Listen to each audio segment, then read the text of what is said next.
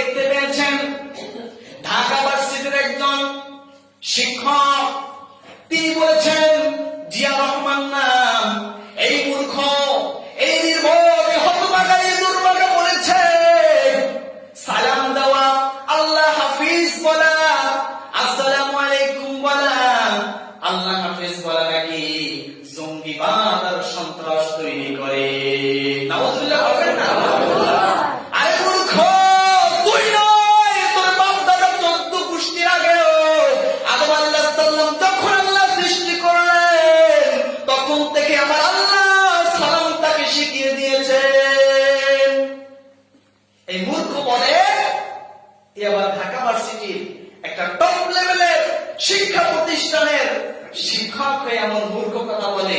আসলে কোরআনের জ্ঞান না থাকলে, ইসলামী জ্ঞান না থাকলে যেটা হয়,